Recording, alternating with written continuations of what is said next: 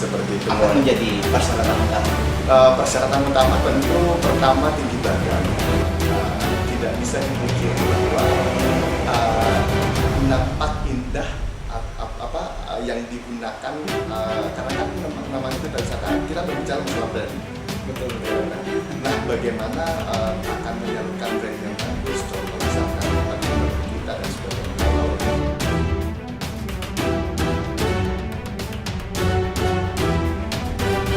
Baik, Assalamualaikum warahmatullahi wabarakatuh.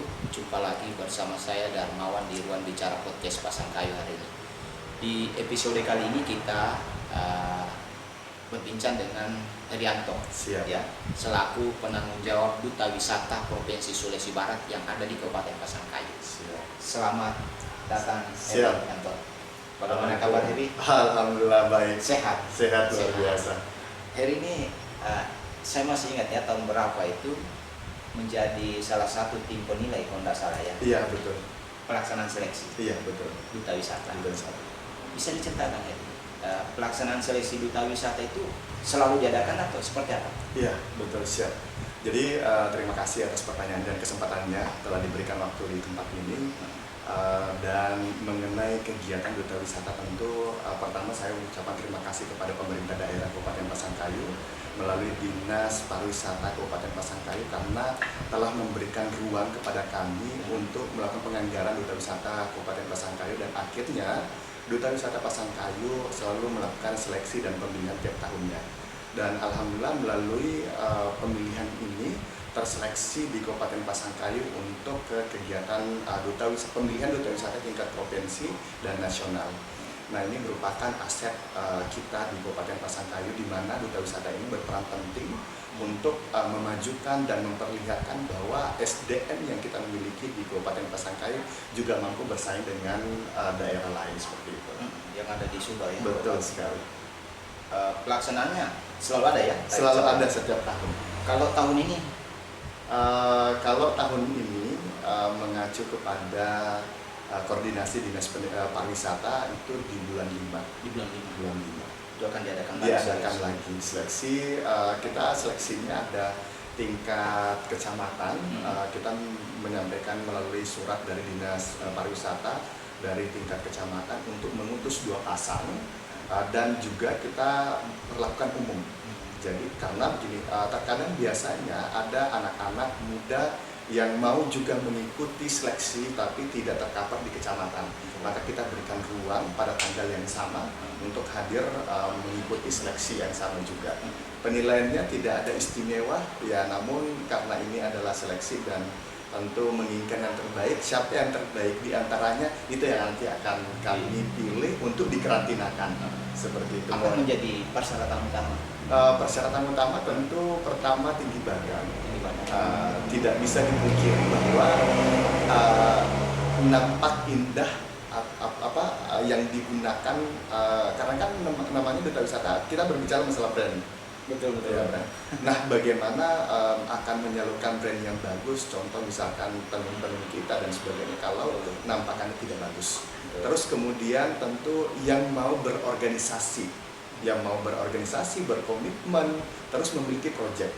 Karena kita juga melihat dari latar belakang mereka, apakah pernah bergabung di organisasi sebelumnya, ataukah mungkin dia sudah memiliki proyek sosial. Yang dimaksud adalah contoh bergabung dalam suatu organisasi sosial ataupun mungkin hal yang lain. Mungkin begitu menjadi penilaian penting untuk meloloskan mewakili kecamatannya begitu.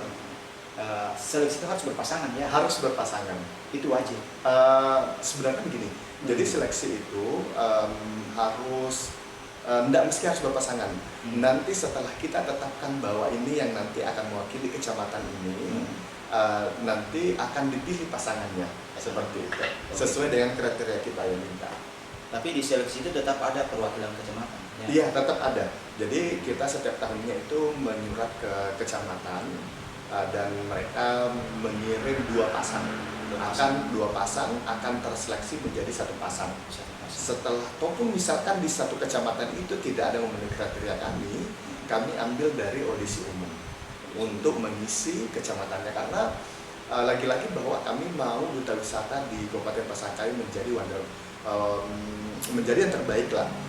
Jadi akhirnya kami bukan hanya sekedar memenuhi kota kecamatan, tapi ya memenuhi standar yang kita inginkan. Jadi Karena kita biasanya ada permintaan untuk kegiatan-kegiatan nasional, dan tentu kalau kita berbicara nasional maka levelnya pun juga pasti akan lebih di atas.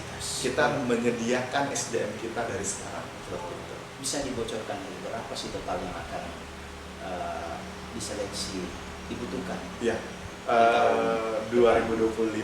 Ya. Jadi totalnya itu sesuai dengan kecamatan. Jadi otomatis satu kecamatan 24 pasang. 24 orang. Jadi 12 putra, 12 putri. Nanti akan terseleksi menjadi top 6, terus kemudian akan menjadi top 3 dan final. Seperti itu. Selain tinggi badan dengan tentunya menarik, apakah pendidikan itu penting juga? Betul, pendidikan itu sebenarnya sangat menunjang karena ketika berbicara masalah grades SDM kita atau berbicara masalah tingkatan persaingan, tentu latar belakang pendidikan sangat menunjang. Namun kalau kita memenuhi kebutuhan di Kabupaten Pasangkayu, saya rasa tidak menjadi masalah, asalkan umur mencapai 17 tahun. Kalau dia sebagai siswa, tapi kalau misalkan dia umurnya memungkinkan dia kira-kiranya lulus dan tidak memiliki jasa, maka kita tidak ambil. Seperti itu. Kenapa? Karena lagi-lagi bahwa dua komponen yang terpenting, namun bukan menjadi persyaratan utama sebenarnya, karena anak SMA pun juga bisa. Yang penting dia berstatus siswa. Seperti itu. Jadi kalau menunjang, itu sangat menunjang ketika kita berbicara masalah level tinggi. Kita berbicara masalah tingkat provinsi, tingkat nasional.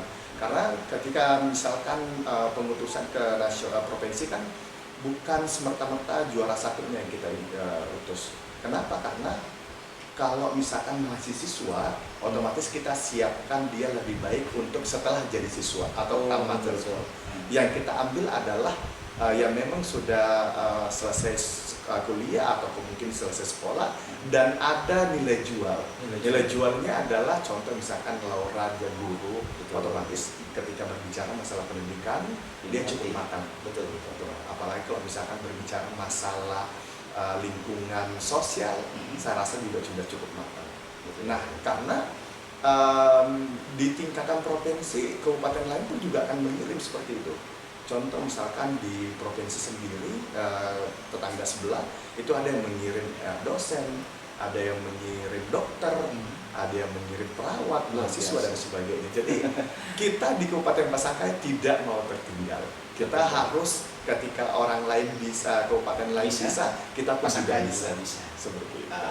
Di duta wisata ini kan bukan hanya duta wisata ya, ada duta-duta lain juga. Duta apa saja itu? Ya, kalau di dalam organisasi kami hanya bersangkutan dengan duta wisata. Ya, kalaupun misalkan dalam rekomendasi kita mengikutkan salah satu kegiatan, contoh ajang B dan C, ya tentu itu tanggung jawab kita. Tapi kalau dibilang di Pasangkayu apakah hanya duta wisata, saya bisa bilang bahwa hanya duta wisata yang terbaik di Kabupaten Pasangkayu. Mantap. Oke. Herianto, mungkin ada sesuatu yang mau disampaikan Herianto selaku penanggung jawab duta wisata. Mungkin ada sesuatu yang disampaikan terhadap adanya. Siap. Tentunya pertama terima kasih atas ruang waktunya yang diberikan oleh pemerintah daerah.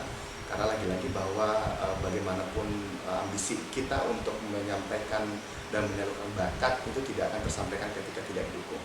Dan kedua adalah terima kasih untuk stakeholder yang terkait sampai saat ini masih memberikan ruang dan dukungan, termasuk Kak Winda sebagai ketua saya